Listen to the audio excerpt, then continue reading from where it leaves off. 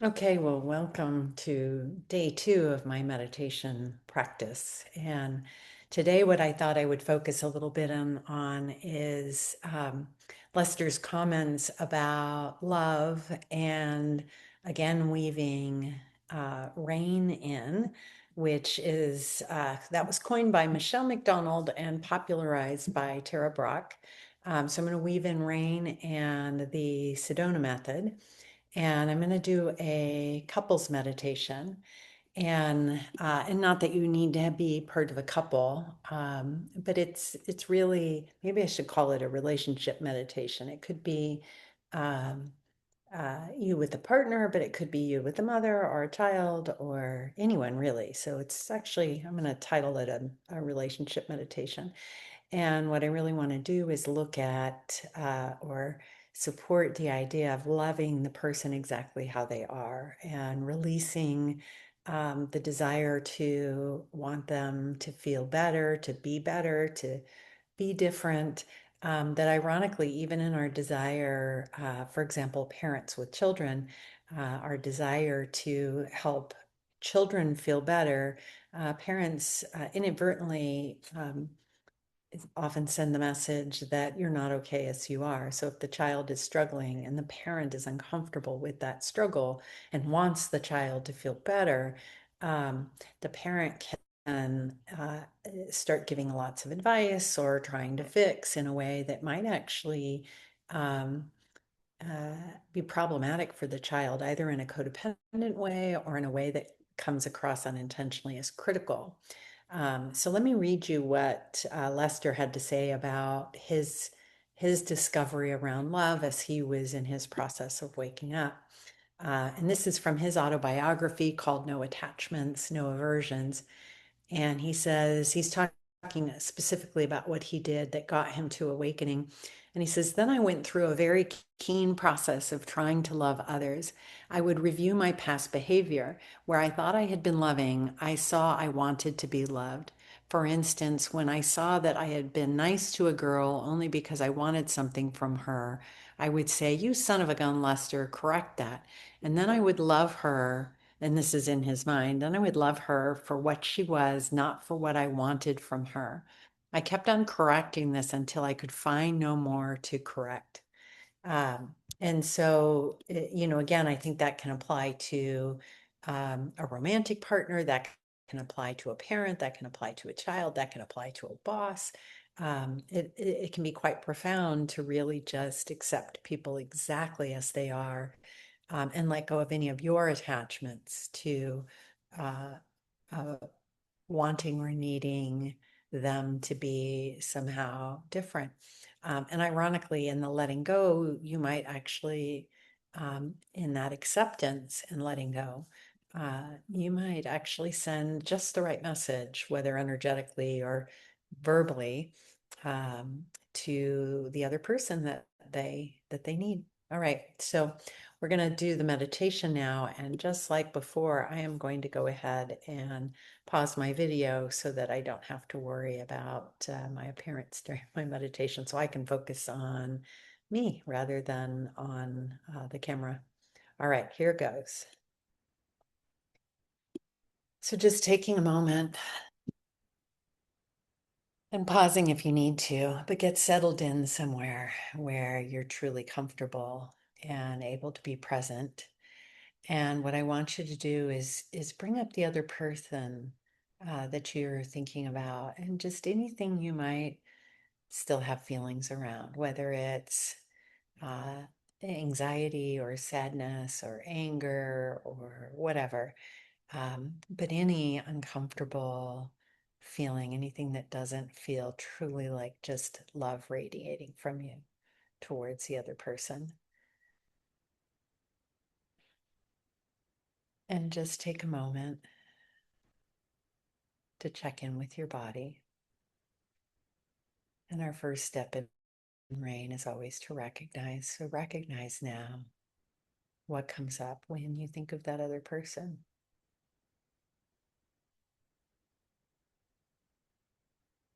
And checking in with your head, your shoulders, your torso.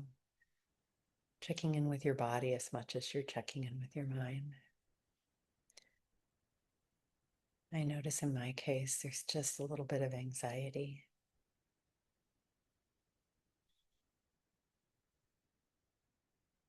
A little fear of judgment or rejection. And just accepting whatever's there. Just allowing that. Maybe kind of saying hello.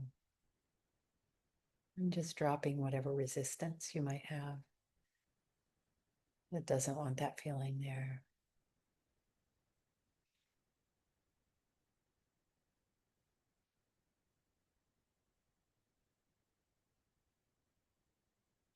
And now moving into investigation. And just noticing a little bit about what this might, what it might be about. What history it might be related to, the now feeling. What might it be related to in this relationship, from other relationships, from your own childhood and history? Where is this coming from?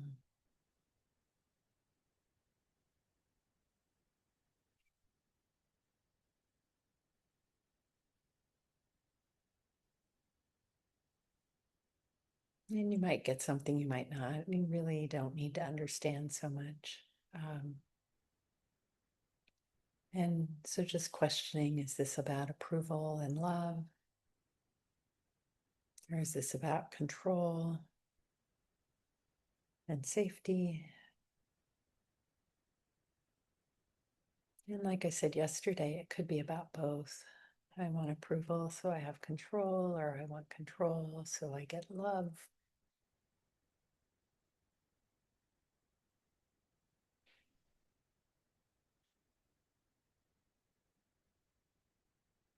In my case, it feels like approval, so I can feel safe, which goes back to my early history. And for many of us, wanting approval from my parents.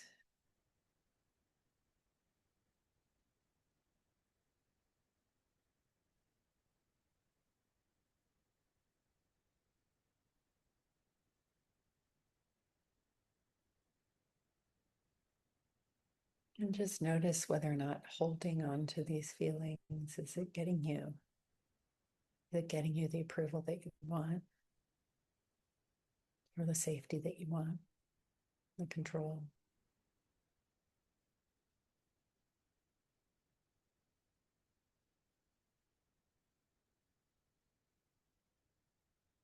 In my case, very clearly not. This gets me stress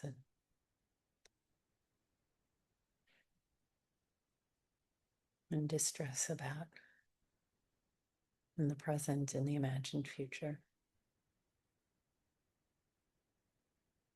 So take a moment to love those feelings that are there, to know that all of our feelings are trying to protect and inform us.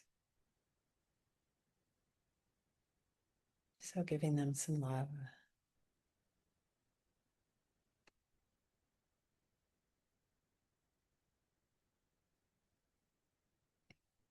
At some point, this served you, or at least you thought it served you.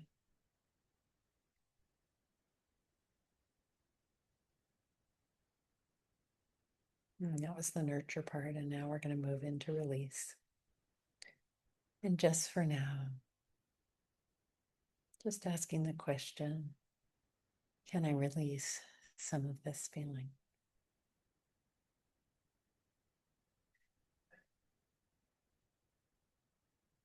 Will I release some of this feeling?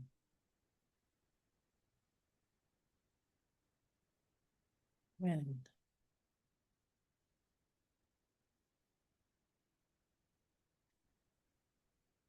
And circling back to the remembered moment and noticing the now feeling.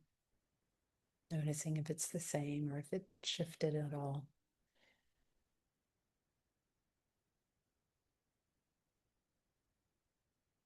Can I release this feeling?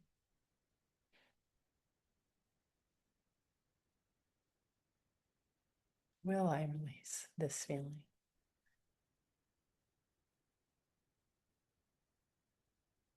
When?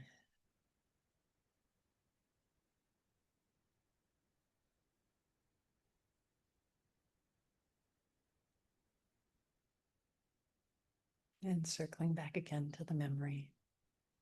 I'm noticing mine is a little sticky. And that's fine. I can just be with the stickiness.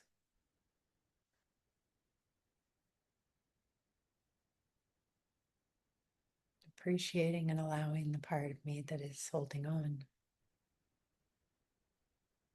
Not quite sure if she wants to let go.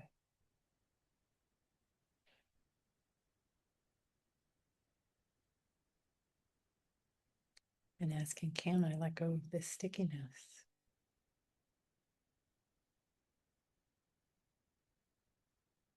Will I let go? When?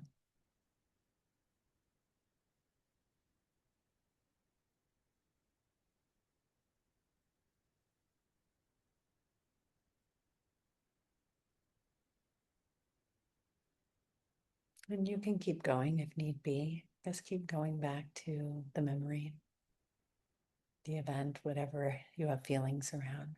And just keep doing this loop as many times as you need, or stopping and pausing, even if it's not moving, and just appreciating yourself for coming here today and for giving this a try.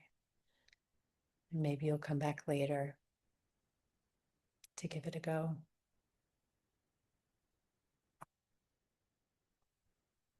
But for now, I'm going to take a nice deep breath in and let it go. And I'm going to appreciate myself for trying to let go there. I got some. I think I'll keep working on that.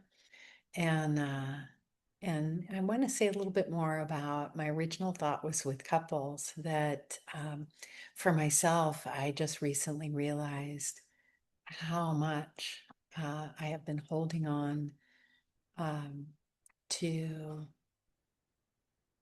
challenges that my current husband and I have had.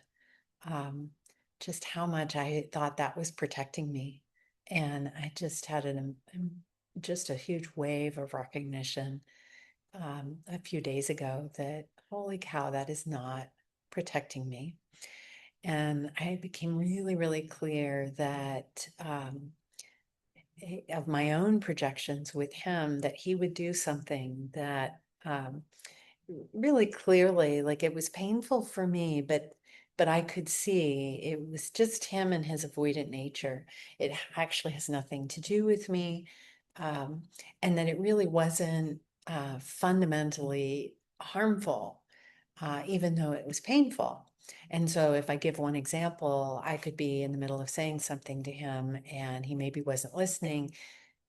His brain would blip and he would pick up his phone or answer a call or whatever. And for me, that really went back to my early history and feeling invisible as a child.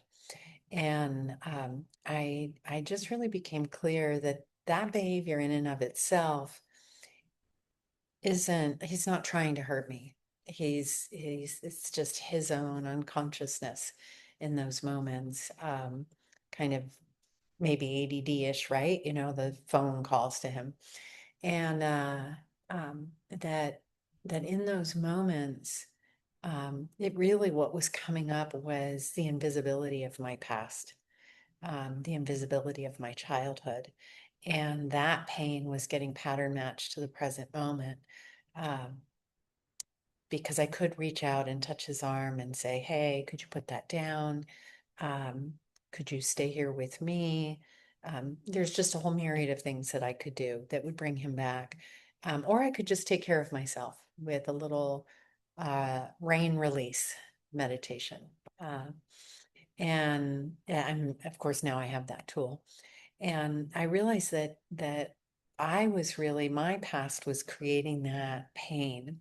And even though I used to use the example of, well, there's lots of research that says phone snubbing is a problem, and lots of people feel that way. I think as everybody's doing what I've been doing, which is holding on to some past injury and bringing it into the present moment with their partner, um, and making something their partner is doing, which we all do as children, making something our parent is doing as about us, because we don't have tools and skills when we're children to not do that, to not see it as somehow saying something about me as a kid. And so anyways, so I think even though that's the case, I'm starting to wonder if it doesn't have to be that way. If as adults, if we have a consciousness in that moment to do some releasing around that pain and then take adaptive action with our partner, how different things might be. So I want to offer that to, but again, it really applies in any relationship, but I think especially with couples, it's really easy. Like I think with my husband, because of my knowledge and background as a psychotherapist and knowledge of attachment research in adults and whatnots, I really thought that, oh, this is just a thing and this is how we're wired. And I'm starting to really question that. And I'll of course keep you updated on my experience about being able to do that with my husband and whether or not it's really wired, um, or if it's the past coming back to haunt the present. And that maybe there is an opportunity to kind of take that thing that we hold on to and just, I'm not going to drop this, it's not mine, I'm in a hotel, but just drop it and allow that feeling to go. Give it some tender love and say goodbye. All right, so good luck with that. I hope that you found something today to be enlightening or helpful. And I appreciate you tuning in. All right. Bye-bye.